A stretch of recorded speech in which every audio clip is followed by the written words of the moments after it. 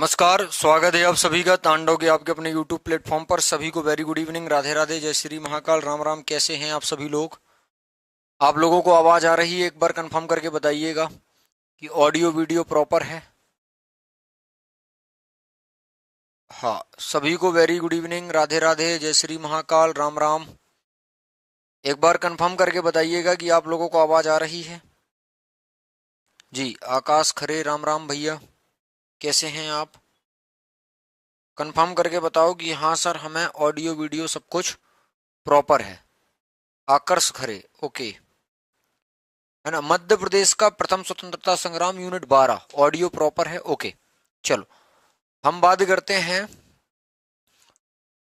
मध्य प्रदेश का प्रथम स्वतंत्रता संग्राम, है ना। ये एमपी टेट वर्ग 1 के पात्रता परीक्षा में हिस्ट्री के सिलेबस में यूनिट 12 में दिया हुआ है ना। गीतांजलि जी, सभी लोग एक बार सेशन को शेयर कर दो, है ना। अगर आप देखोगे तो ये कौन सी यूनिट में है? यूनिट 12 में है।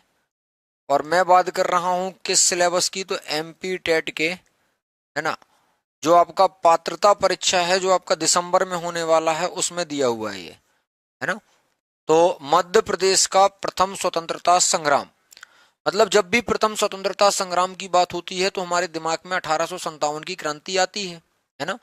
तो जब 1857 की क्रांति आती है हमारे दिमाग में, तो ये बात आपको याद रखनी है ना। ये बात आपको याद रखनी है कि जब मध्य प्रदेश में 1857 की क्रांति आप लोग देखोगे तो यहाँ पर कहाँ से स्टार्ट हुई। जैसे हमने देखा था कि 29 मार्च 1857 का समय है ना। और 29 मार्च 1857 को मंगल पांडे ने गाय एवं सुअर की चर्बी लगे कारतूसों को मुंह से छीलने से मना कर दिया था, है ना। और जब उनने गाय एवं सुअर की चर्बी लगे कारतूसों को मुंह से छीलने से मना कर दिया तो फिर 8 अप्रैल को मंगल पांडे को फांसी दे दी गई।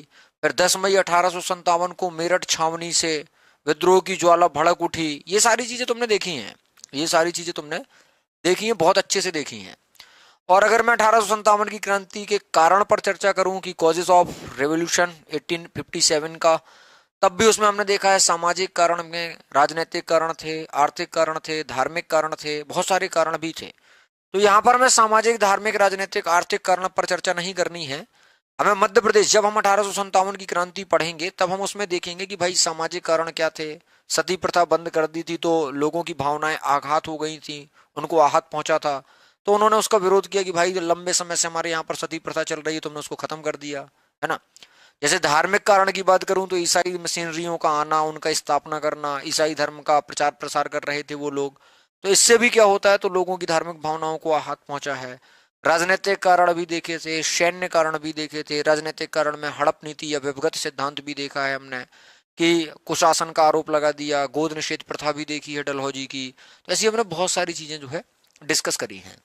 तो अगर मैं मध्य प्रदेश के प्रथम स्वतंत्रता संग्राम पर बात करूं, तो जैसे अगर मैं मध्य प्रदेश के संदर्भ में बात करूं ना, तो सबसे पहले तो मध्य प्रदेश में अगर आप देखोगे तो 1818 में एक होता है महाकौशल विद्रोह। हम इसकी चर्चा एप्लीकेशन में बहुत डिटेल में करेंगे। 1818 में एक होता है महाकौशल विद्रोह, अप्पा जी भोसले का है, नागपुर में, है ना। जब हमने तृतीय आंग्ल मराठा युद्ध पढ़ा था तब जो नागपुर के भोसले थे वो 1816 में नागपुर की संधि कर लेते हैं, है ना। और जो अपना क्षेत्र होता है, महाकौशल वाला जो क्षेत्र होता है, वो अंग्रेजों के अधीन कर देते हैं। तो एक तो 1818 में महाकौशल विद्रोह होता है। इसके अलावा अगर मैं देखूं तो 1824 का है आपका एक जो है क्या बोलते हैं इसको, शहादत खान, माफ करना, मंगल पांडे जिसको बोला जाता है, मध्य प्रदेश का मंगल पांडे, है ना, प्रथम शहीद भी बोला जाता है, ठीक है। और इसके बाद 1842 का आपका बुंदेला विद्रोह है। 1842 का आपका बुंदेला विद्रोह है, सागर नर्मदा क्षेत्र था, है ना। 1842 का बुंदेला विद्रोह, बुंदेला विद्रोह। ये मेजर 3 विद्रोह हुए हैं, इनको हम डिटेल में भी पढ़ सकते थे, लेकिन आपके में केवल उसने प्रथम स्वतंत्रता संग्राम बोला है। तो 1857 की क्रांति ही हमें देखनी है, 1857 की क्रांति ही हमें देखनी है। और यहाँ पर जो मैं बात कर रहा हूँ 1824 वाला, जिसकी सीहोर में छतरी भी है या समाधि भी है, तो कुंवर चैन सिंह के बारे में यहाँ पर बात कर रहा था। क्योंकि मेटकॉप ने बोला था कि अफीम की खेती करो, इसने बोला मैं अफीम की खेती नहीं करूंगा। और जो वहां पर अगर मैं बात करूं तो जो भोपाल के नवाब थे उन्होंने अंग्रेजों से संधि कर ली थी, है ना, और जो प्रशासनिक अधिकार थे वो अंग्रेजों को दे दिए थे, और सीहोर में 1000 सैनिक जो है स्थापित करने की बात कर दी थी। इनको बुरा लगा था, इनने बोला भैया मैं ये संधि नहीं मानता हूँ। तो फिर अंग्रेज अधिकारी मेटकॉप ने इनको बुलाया भी, है ना, रूपराम बोहरा, आनंदराम बख्शी वगैरह को इन्होंने क्या कर दिया था, तो अगर आप देखोगे तो इनके मंत्री थे और इन्हीं लोगों ने इनको धोखा दिया था। तो कुंवर चैन सिंह ने रूपराम बोहरा और आनंदराम बख्शी जैसे अपने मंत्रियों की हत्या भी कर दी थी, और इन्हें स्वतंत्रता संग्राम का प्रथम शहीद कहा जाता है। इन्हें मध्य प्रदेश का मंगल पांडे भी कहा जाता है। तो मध्य प्रदेश में मेजरली ये 3 विद्रोह होते हैं। पहले 1818 में महाकौशल विद्रोह होता है, 1824 में कुंवर चैन सिंह का विद्रोह होता है, और 1842 का बुंदोला विद्रोह होता है। ये डिटेल में पढ़ सकते हैं। बुढ़वा मंगल है ना, 1839 में आंग्ल अफगान युद्ध हुआ था। 1835 में यहाँ पर आपका ईश्वर नारायण सिंह ने वाराणसी में बुढ़वा मंगल मेले का आयोजन किया था। बुढ़वा मंगल क्या है, तो नावों को एकत्रित करके, है ना, बुढ़वा मंगल एक मेले का या समारोह का आयोजन करवाया जाता था। और एक ठीक उसके 1 साल बाद 1836 में जैतपुर रियासत के राजा परीक्षित थे, उन्होंने अपने यहाँ पर उत्तर प्रदेश में चरखारी के नाम से जाना जाता है, वहां पर उन्होंने बुढ़वा मंगल का आयोजन करवाया था। तो वो सारी चीजें हम यहाँ पर नहीं देखेंगे अभी।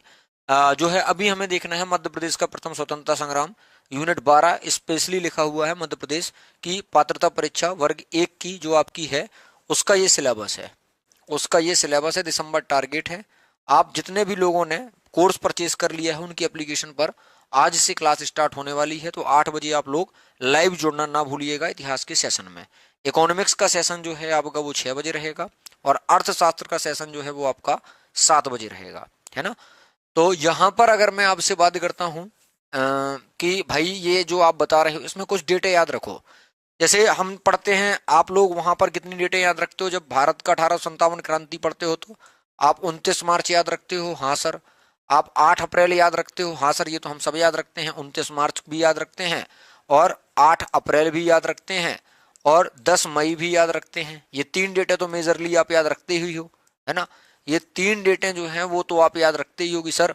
29 मार्च को गाय एवं सुअर की चर्बी लगे कारतूसों को मुंह से छीलने से मना कर दिया था। 20 नेटिव इन्फेंट्री थी, है ना, 20 नेटिव इन्फेंट्री थी।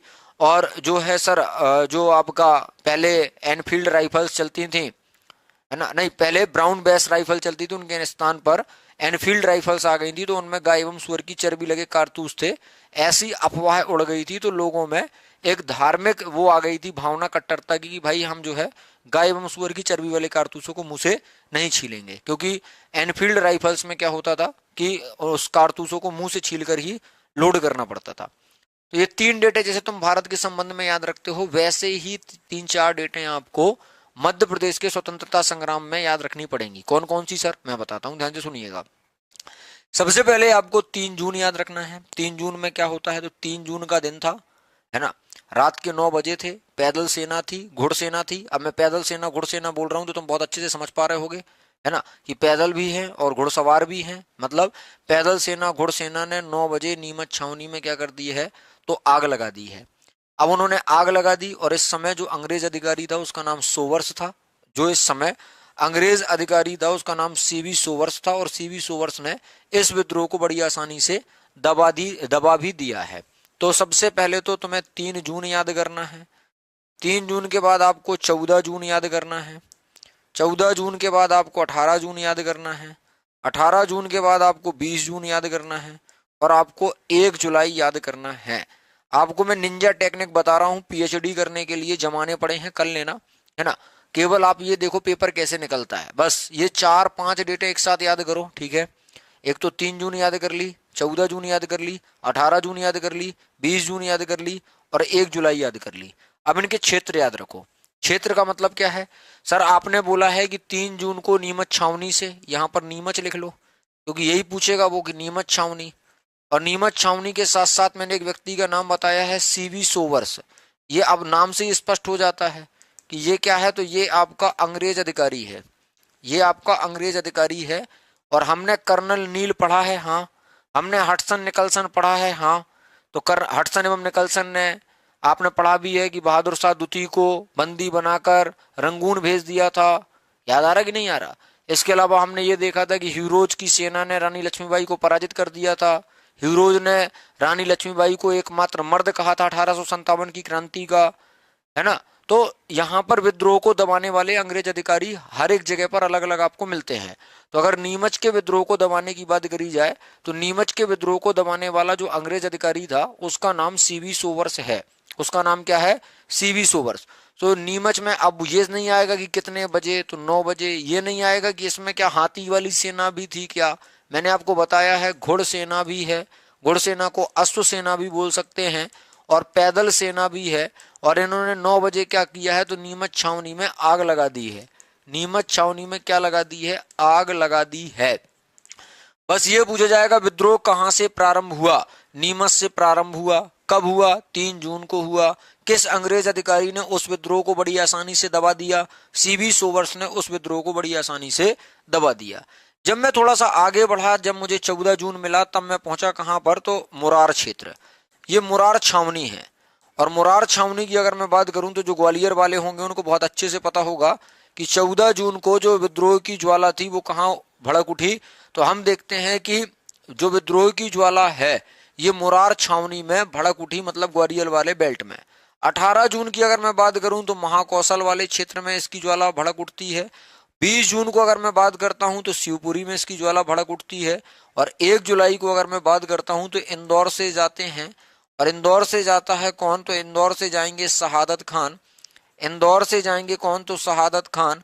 और शहादत खान की मदद करेंगे कौन, तो ये आ जाएंगे आपके भागीरथ सिलावट, है ना। ये आ जाएंगे आपके भागीरथ सिलावट। और अगर भागीरथ सिलावट की बारे में बात करी जाए कि ये कहाँ के थे, तो ये देपालपुर के थे। और भागीरथ सिलावट और इंदौर के शहादत खान, इन दोनों ने। हाँ सर, मैं लैब से अतिथि हूँ और हिंदी का पेपर दिया है, क्या मेरा अतिथि काम आएगा प्लीज सर। सर आप ऑफिस वाले नंबर पर बात कर लीजिए, हमारी टीम आपको निश्चित रूप से बताने का प्रयास करेगी, है ना। हाँ, तो ये चीजें समझ में आ गई। 3 जून, 14 जून, 18 जून, 20 जून, 1 जुलाई। और जुलाई में जो इंदौर से हुआ, इंदौर से क्रांति का नेतृत्व किसने किया, तो शहादत खान ने। शहादत खान की मदद करने के लिए कौन आ गया, तो देपालपुर का एक शख्स था जिसका नाम था भागीरथ सिलावट, है ना। जिसका नाम क्या था, भागीरथ सिलावट। ठीक है। अभी मैं आपको जयाजीराव सिंधिया से भी मिलवाऊंगा।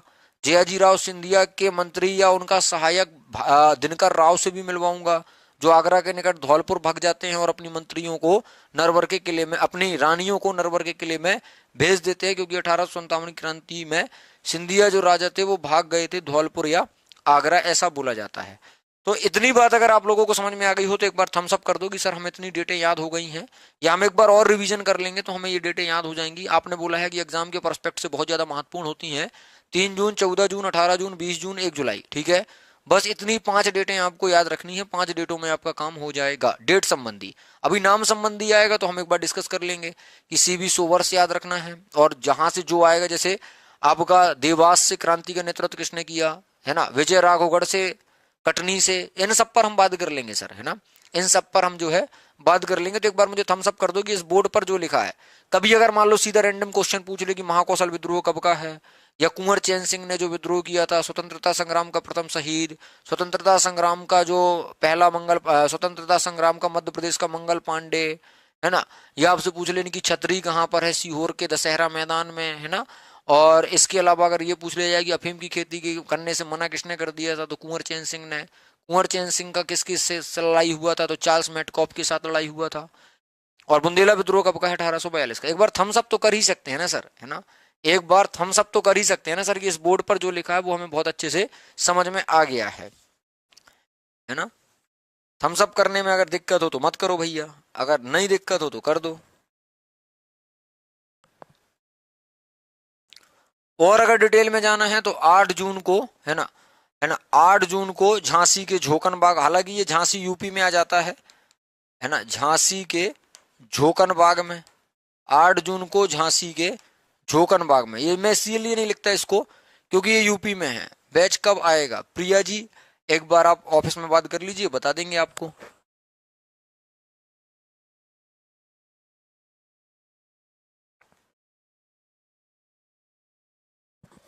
आप तो सर पढ़ाते चलो, है ना।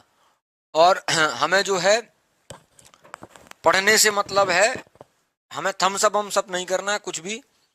आप पढ़ाते चलो, हमें समझ में सब आ रहा है नहीं आ रहा है सब कुछ एक ही है। भैया थोड़ा सा रिस्पॉन्स कर देते तो ज्यादा अच्छा रहता। चलो कोई बात नहीं।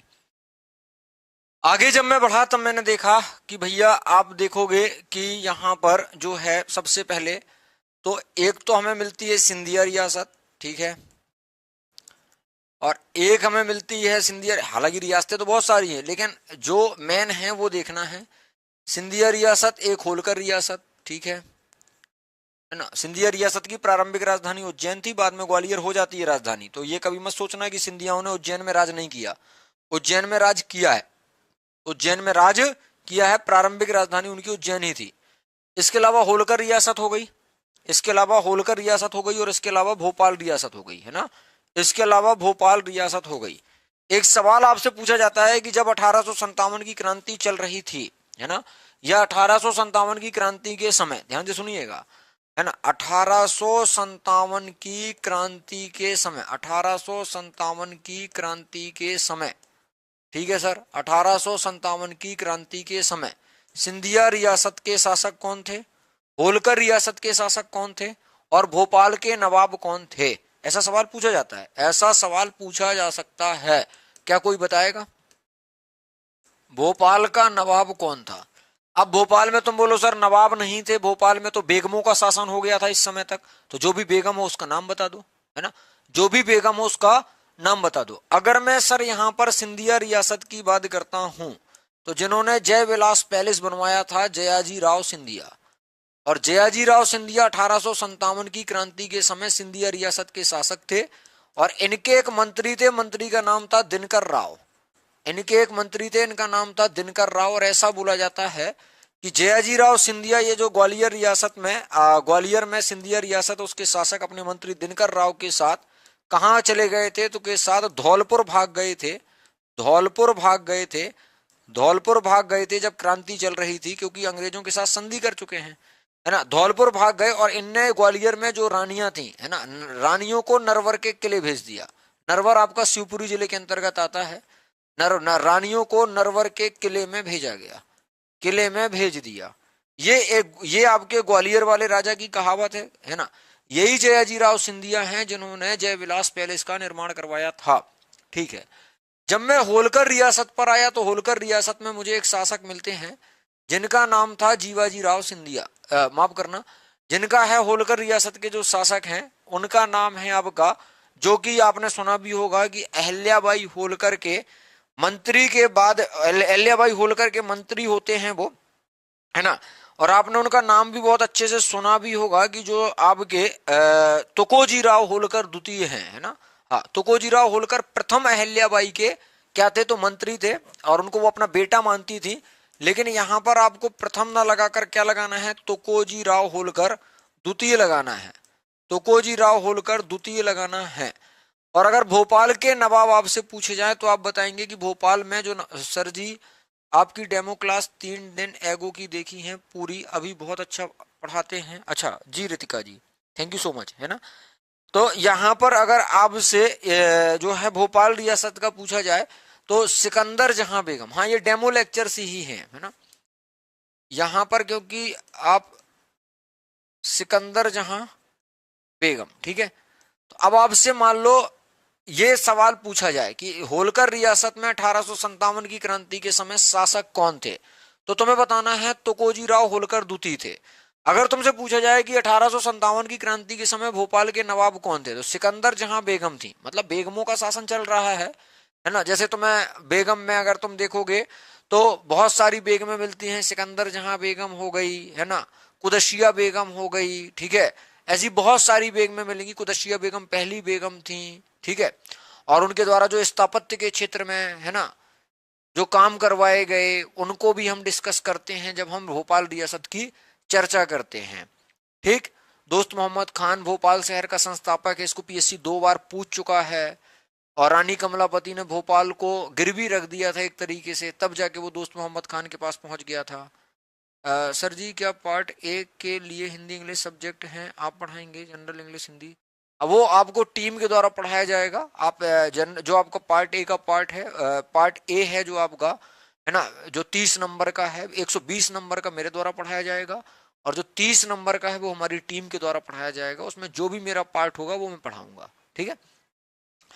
ये 3 चीजें आपको याद रखनी है। अब सर आपने जो पहले बताया था वो तो हम भूल गए, मैं तुम्हें भूलने नहीं दूंगा, है ना, क्योंकि सोर्स कम होंगे, कंटेंट अच्छा होगा, रिवीजन बार बार होगा, तो ही सिलेक्शन होगा।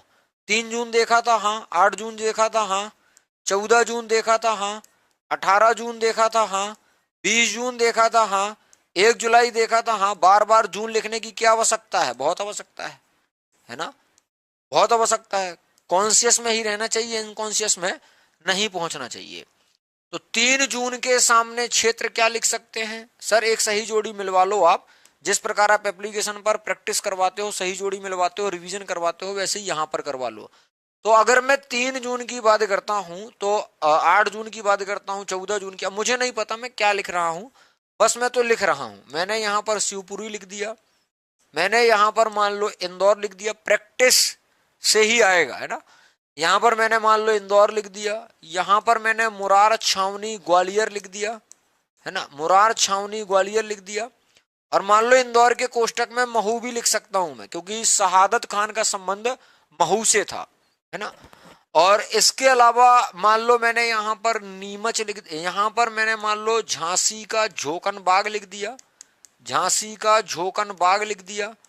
और मैंने यहां पर लिख दिया नीमच, यहां पर मैंने लिख दिया नीमच, है ना।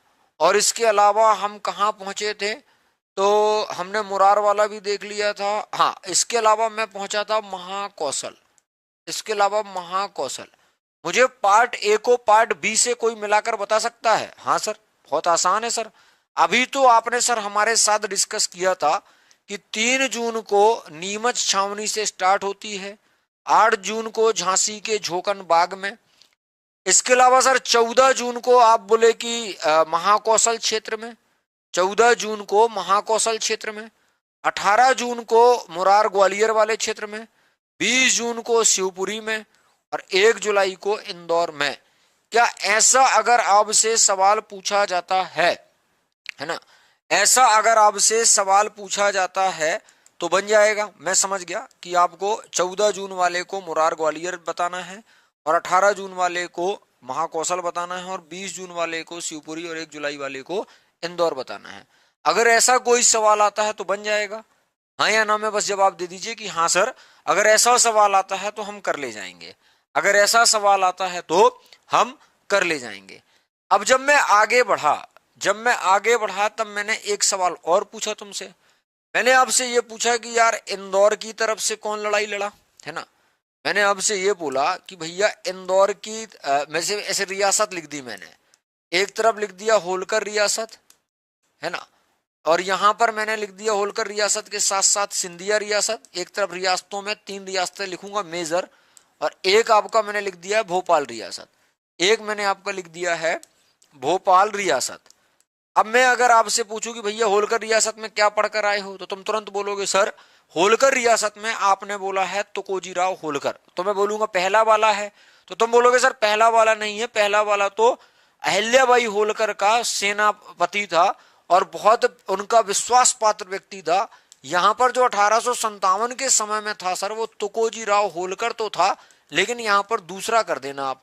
मैंने सिंधिया में पूछा तो तुम बोले कि सर जयाजी राव सिंधिया था, और जयाजी राव सिंधिया के साथ सर दिनकर राव भी धौलपुर भाग गया था।